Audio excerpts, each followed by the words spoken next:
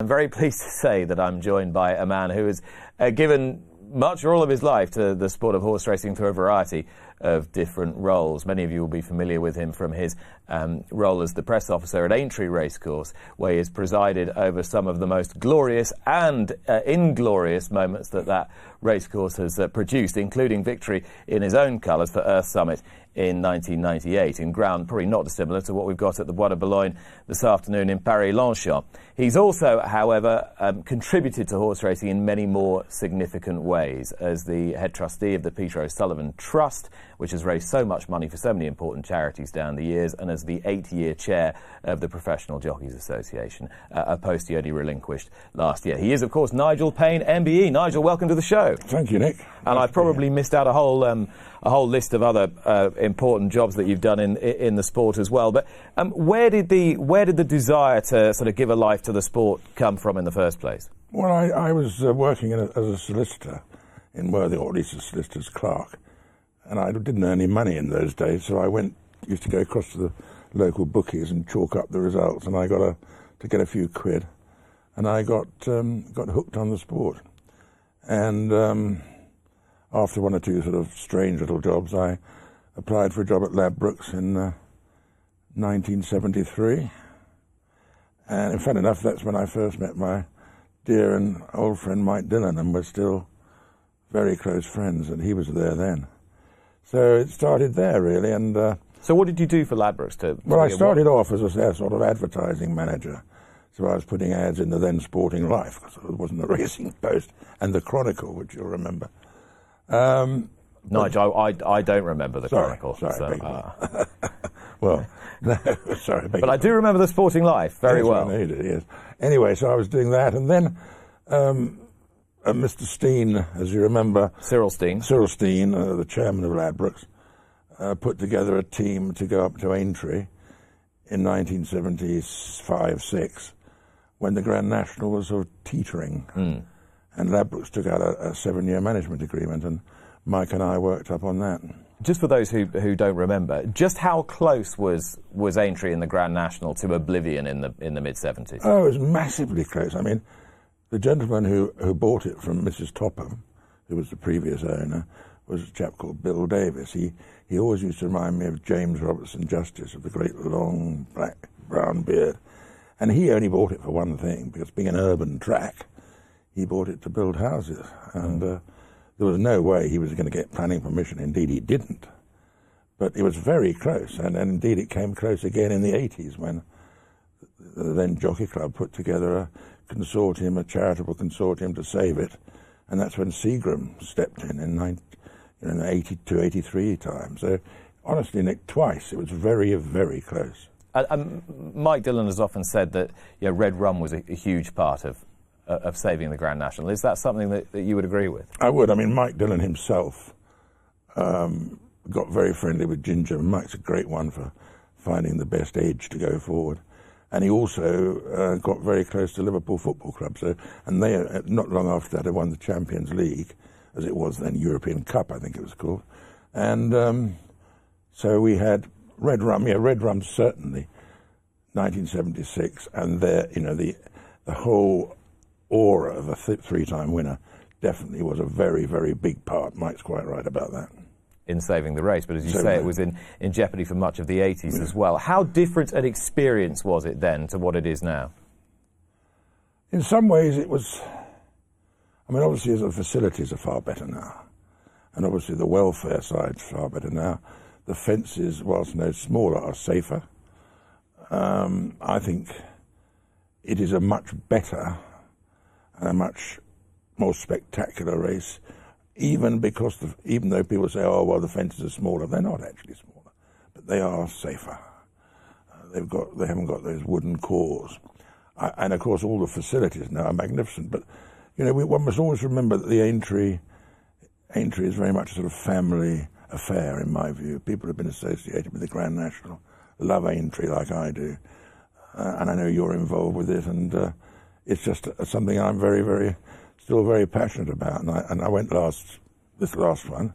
Oh, okay, it was behind closed doors, but it still gave me the same buzz. And of course, what a result.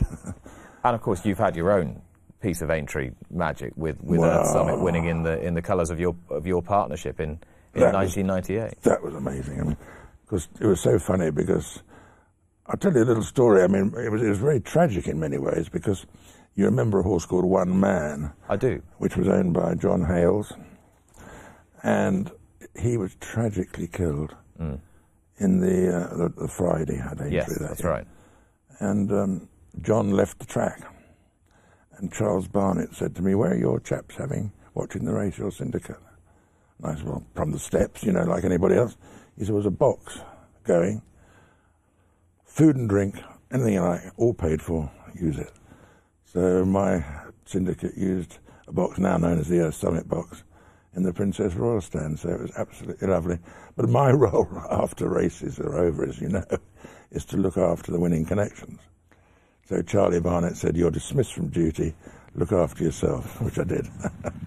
And for you, having been so closely associated with the racecourse for so many years up to this point, could you quite believe what was happening? No, absolutely not. I mean, when you consider we paid $5,800 for Earth Summit, and he was a store horse with Michael Scudamore, to think that little fella, having won the Scottish and Welsh Nationals prior to that, could do what he did is totally unbelievable, particularly as he'd broken down very badly at Haydock about 3 years before.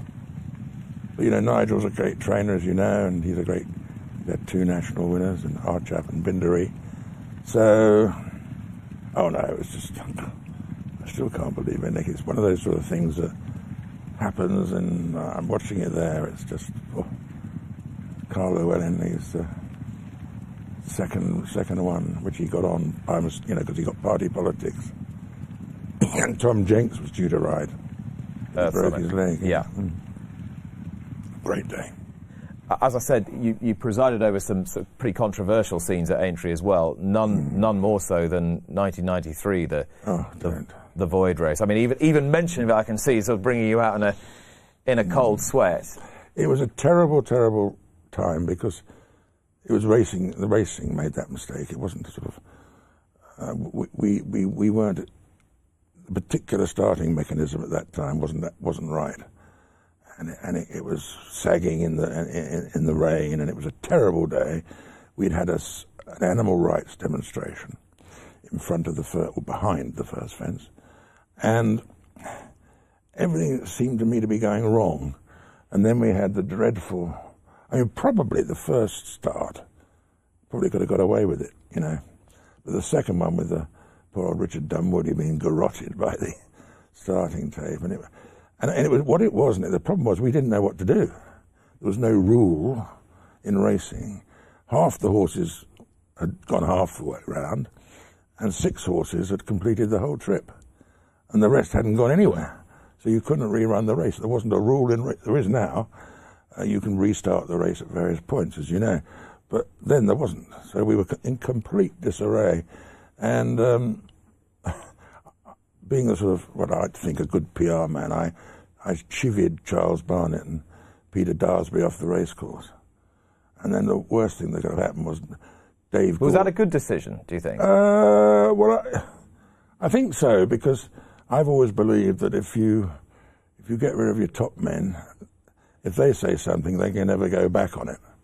But if a sort of PR man says something, look at that, terrible. If a PR man says something, at least you can say, well, he wasn't qualified to say that, we'll get rid of it. You know what I mean? It's a sort of a lower down the line responsibility. So what you're saying is you were sort of throwing yourself in front of the bus to try and protect the senior management? Well, I'm not sure that I thought of it that way at the time, but that was just the automatic thing that I thought I should do.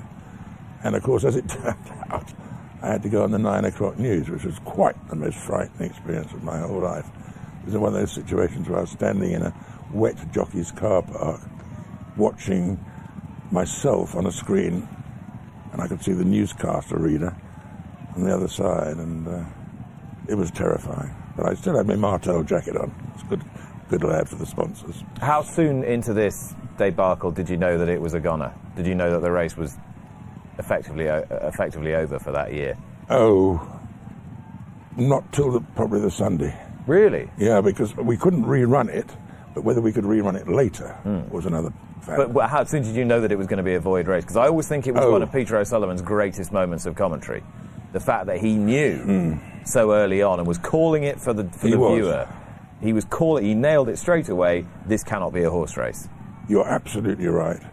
But the authorities didn't know. Peter knew. Yeah. And if you remember, Des Lynam, who was doing the presentation, was desperately trying to get some news. And in fact, Mike himself, Dylan, came on and said, bets are off, there's a void race, everybody will be refunded their money, which was a relief to a lot of people.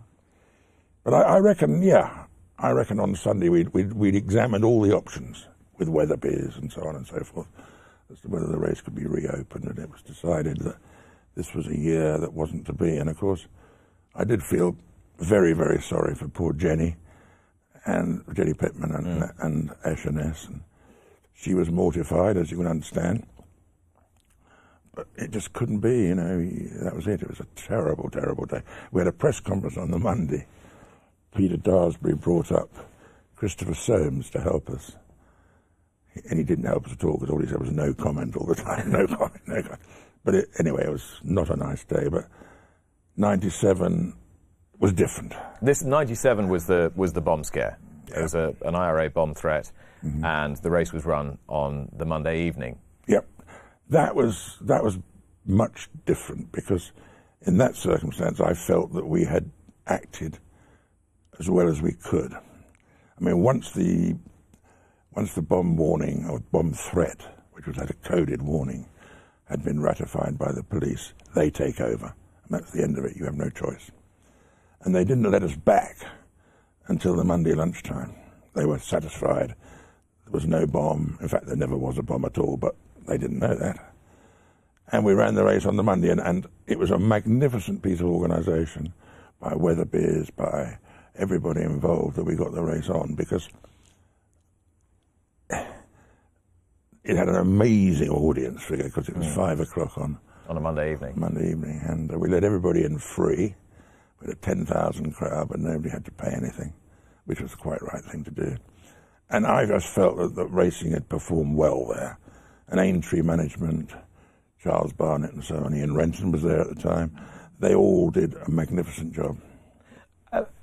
Aintree is such an unusual place, as you say, and has had such an extraordinary history.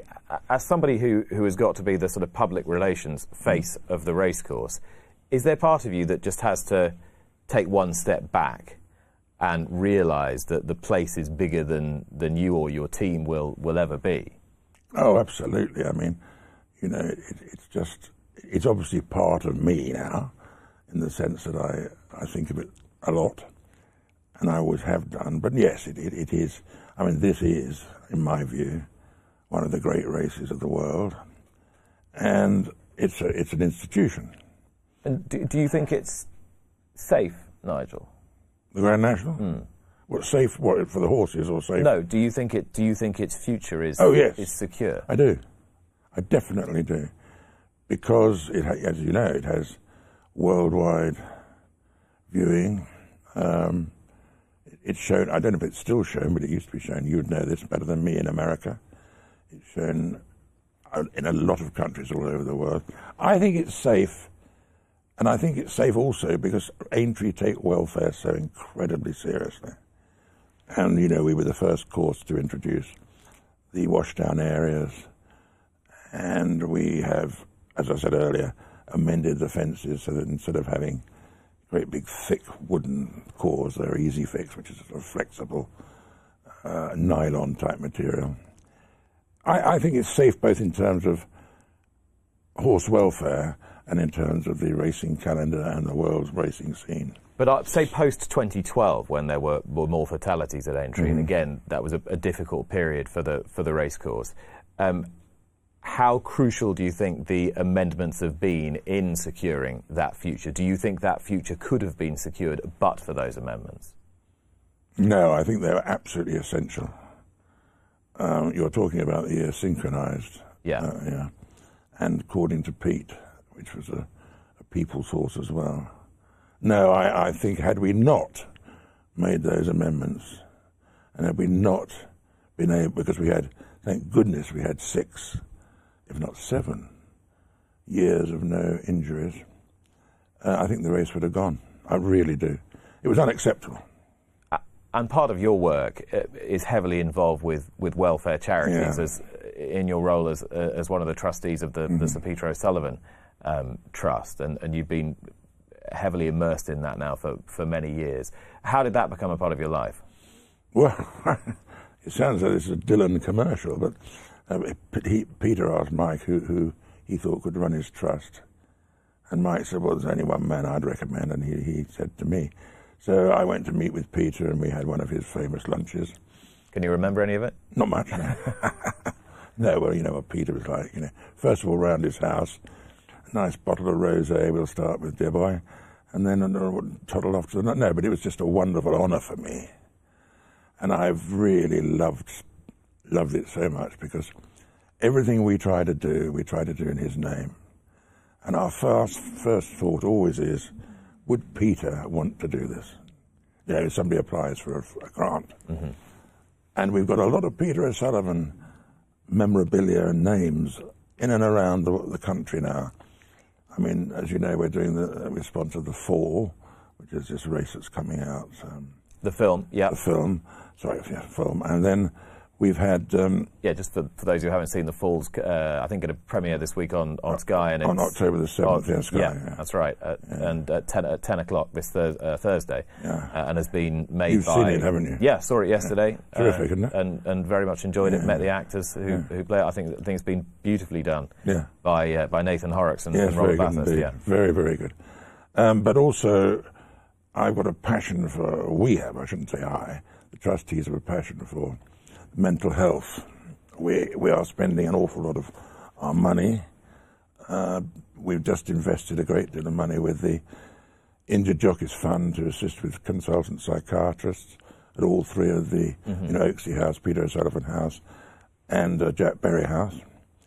I'm also a great fan of equine-assisted therapy, and we're supporting a lot of that now too. So we've moved slightly away from Peter's. We still support Peter's 6 original charities, which were things like the Brook and World Horse Welfare. Mm-hmm. But with our sort of funds, we're moving into the, as I say, mental health, horse welfare, and equine-assisted therapy. But I feel slightly reluctant to say it, but I think the racing industry allows charities too much to support these horse welfare concerns, rather too much. Charities do spend a lot of money on that. It's a good thing they do, because there are many, many organisations set up by volunteers to look after retired racehorses. I believe that the industry should have more of a role there, but that's something I'm sure you would agree with, but at the same time, can we achieve it? So you believe that there needs to be a better provision for central funding I do. To maintain the retraining of racehorses? I do. Or even the rehabilitation or rehoming of racehorses? Yes, I do, because if you think about it, I believe, for example, that it's a bit like, a dog isn't for Christmas, it's for life.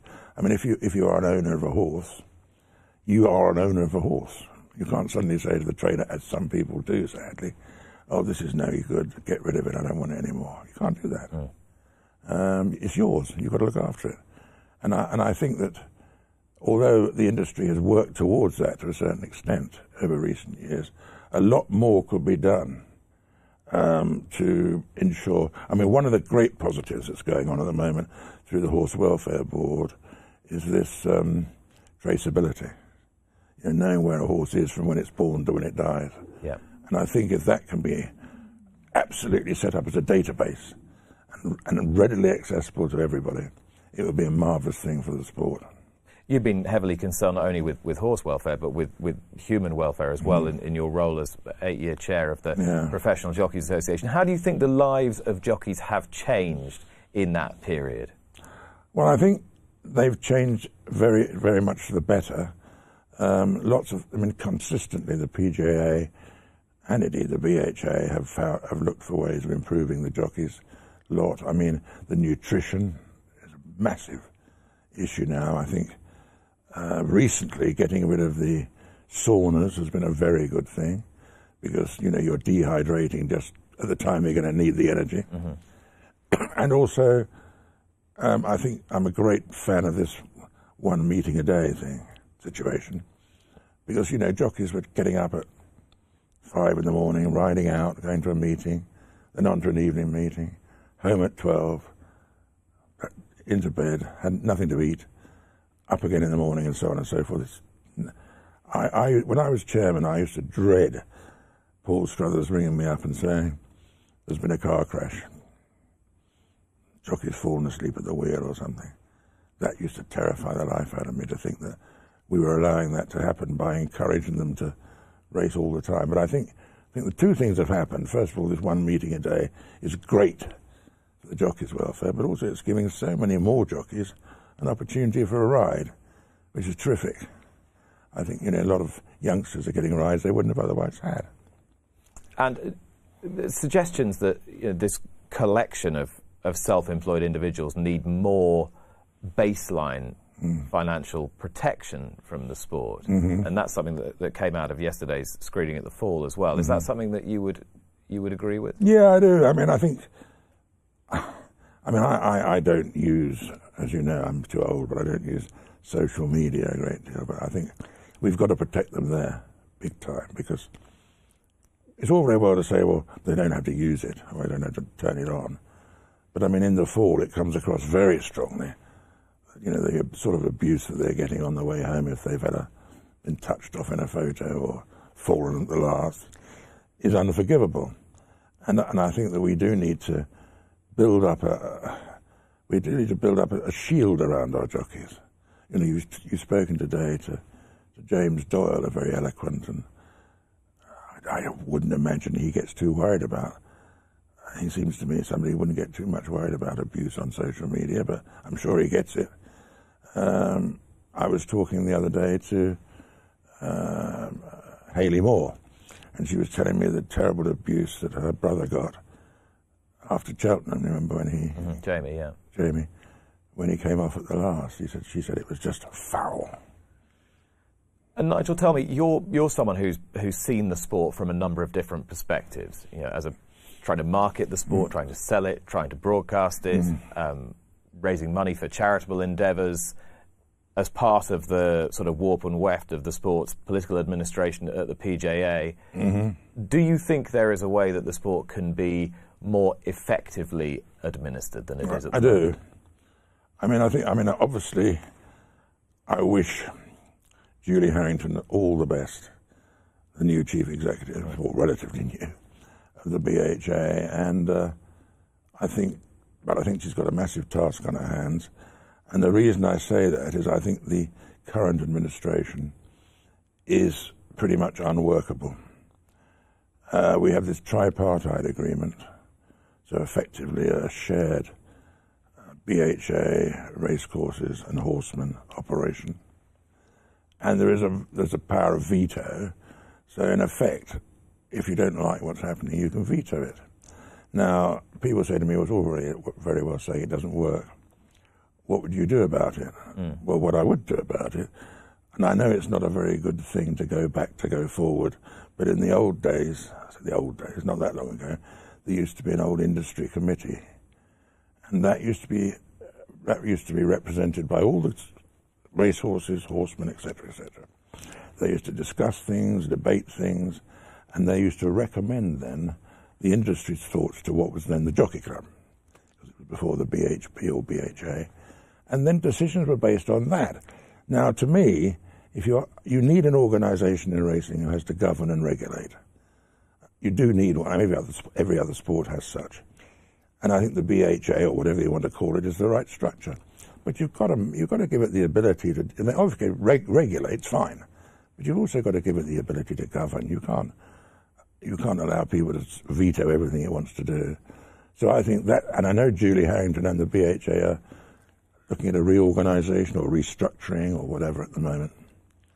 I think it's going to be hard to do that as well, because I don't see how those interested parties, such as the racecourses and the horsemen, are going to give up their seat of power.